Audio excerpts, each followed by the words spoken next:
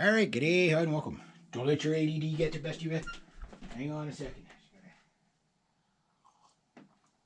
Alright. So, guitar happened to picked up. Squeeze. Okay. Woo, got lightheaded on that one. Alright, so I don't dare hit the bass drum, but I'll send my camera flying.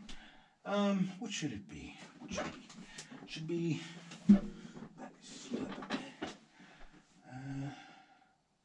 Yeah, why not?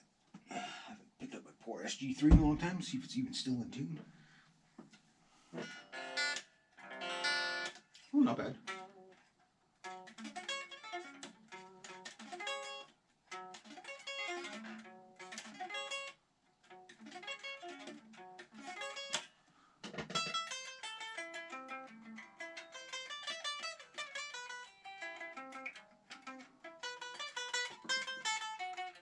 Oop.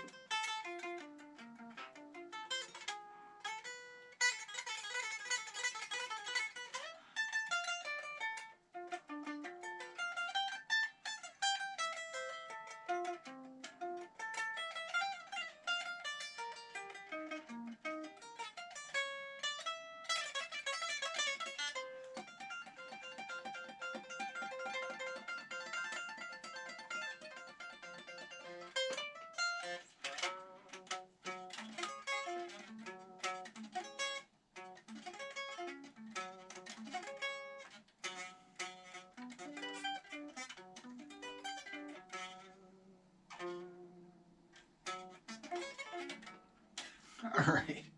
Okay, so I was working on some arpeggios. Ow! Punch my other guitar. Should never punch your other guitar. Okay, I saw a video from, I don't know if he was a guitar player, bass player, couldn't tell you, from some 90s country bands he's worked with, Nashville, everything like that. And the guy had some really good advice. And obviously way more experience than me and stuff like that. And I haven't played live in a band in years, even in jams and stuff like that. And I do plan on getting back into it. And if I can ever get a vehicle that doesn't fall apart while I'm driving it, Mad Max style, maybe I'll just be able to book some gigs soon. But probably gonna the band thing isn't gonna work out for me this year, so it's just too late in the season. Looks like if I do anything, it's going to be my poor dilapidated 12-string there. So ashamed of that. So sad that guitar didn't work out the way I wanted it to. But it could still do the job. So I'll probably do one-man band things just because it's the quickest and easiest thing I can do. And he was talking about what bands make. And I remember Brent, however you say his name, Wicked channel, probably one of the best guitar shredder channels on the internet. The guy just is so good, and his lessons are very good, especially into the speed stuff. Now, if you're into other styles, the technique stuff is still good to learn too. But anyway, this guy was saying how people are getting paid. Like the '90s, kind of like bands like Garth Brooks and Shenandoah and stuff like that. I think he mainly plays with Shenandoah. And he was saying that, like, they pay fairly well, but you'd average about, say, 300 to 500 a night with some of these bands, and some of the other bands, anywhere from, say, 500 to 800, right? A night, which is pretty good money. That's pretty good money. Okay, now, new bands, they make like 200 to 300 a night. New bands. So you see and I remember Brent was saying this, he goes, you see some of these guys are on huge stages and you think they're like multi-millionaires and everything like that. And when they're off tour, they got to go get a job because the money isn't there. Like in the 50s, 60s, and 70s, okay? The music industry was a lot different. So if you made it even like one song could make you $1 million. You know what I mean? Like very easily. In those times, well, not easily, but with the right promotion stuff, it wasn't hard for a song to make you $1 million, right? Now you don't get that. Like, there's a lot of bands that they never really get any radio play or anything like that, and even if they do, they're getting such a little kick of the can Like if you get somebody like Taylor Swift, she makes multi-millions of dollars a night. You know what I mean? Because of the promotion, the act she is. She's played her cards very well. You know, don't really know much of her music, but you know, you can't not know about her. You know what I mean? Whereas, say like Megadeth, I like using Megadeth. Again, a very very good band. They make thousands of dollars a night, so they probably make thousands of dollars each. Ingve probably makes hundreds to a few thousand a night. He played, a bar in Barhaven, just, you know, the outskirts of Ottawa, so to speak, called the Brass Monkey. I think it's either the Orange Monkey or the Brass Monkey. I always get the two places mixed up. And it was $80 a ticket, and that place holds maybe about 200-300 people. So you can get an idea of the kind of money, and then you'd say, okay, well, yeah, but what do they get out of that? Because that's what they made, but the guy's from Sweden, right? You know what I mean? Like he's got some pretty hefty bills there.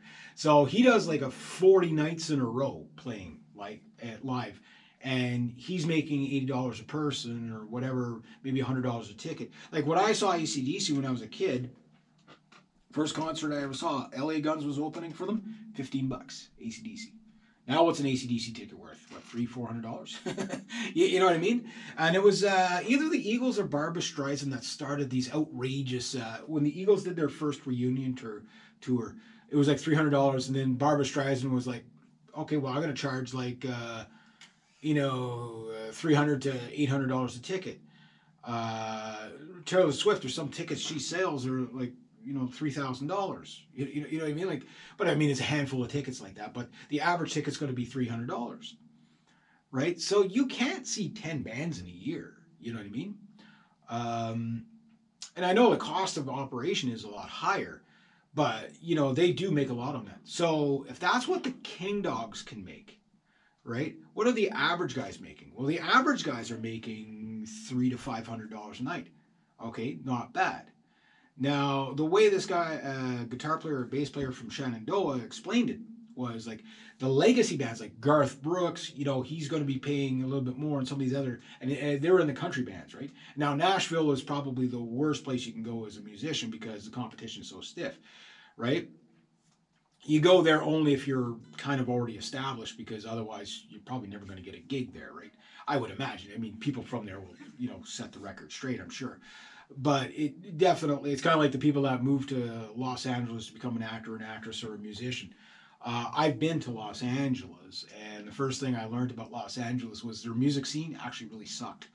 It really, really sucked, because it's either you played for the, this is back in the 90s, you either played for the Door, and I never played there, but I saw a lot of bands there. I went to the Roxy, and the Rainbow and Gazzarri's, and the Whiskey a Go Go and all that one. It was called the Whiskey a Go Go.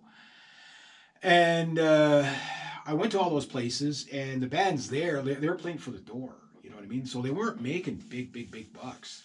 You know what I mean? Even some of the big bands, Macaulay Schenker Group, Mr. Big, who else did I see? Night Ranger. There's a few other ones. But those were the bigger ones, And so I wonder what those guys were getting paid, because my cover going in was only a couple of bucks, So these guys weren't getting paid a lot, really, for they were known globally, but they weren't getting paid a lot, really. And they all like first-rate musicians, you know what I mean? Like if you're judging them on technique and stuff, like, okay, maybe not that, but Paul Gilbert, yeah, sure. Michael Schenker, yeah, sure. But what I'm saying is, like, these are professional musicians. These are really, really good players, and really good groups. So you got to wonder what they were making back then, right? So the way he explained it was you would get, these legacy acts, like from the 90s and the early 2000s, they pay well, because there's enough of a fan base that was built up, especially if it was the Gen X crowd a lot, because the Gen X spent a lot on music.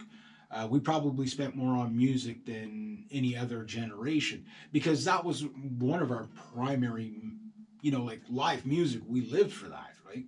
that was a big thing, you know. Like I've talked many times about Gen X and how we were like probably the most sociable group in human history. You know, like everything was just a social event. I mean, I don't think I ever went to a concert by myself. You know, it was like, I'm going. Oh, who else? Oh, you're going too? Yeah, yeah, we'll go together. And you'd make a whole bunch of new friends that way. You know, and it's like you barely knew the guy, but just because you were going to the concert, well, we'll go together. You know, and you know, we'll crowd surf together. You know, Pantera, Skid Row, Killer Dwarfs, saw them all in one show, and that was the third roughest show I ever seen in my life. The second roughest show was a punk ska band from Ottawa called Furnace Face, and like we broke the barrier. That's how rough it was. There was slam dancing and all kinds of stuff like that. The roughest concert I ever been to, and you will laugh, Bon Jovi. Bon Jovi was the most murderous. There was no slam dancing. It was just all these girls trying to press themselves up to get to. Oh yeah, there was people passing out left, right, and center.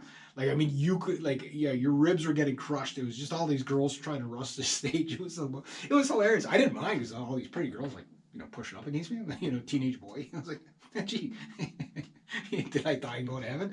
It's like, I was like, if I ever meet Bon Jovi, I'm gonna thank him for that. It's like, oh yeah, I had a great time there, man. I barely paid attention to you guys. I was like, there's chicks everywhere.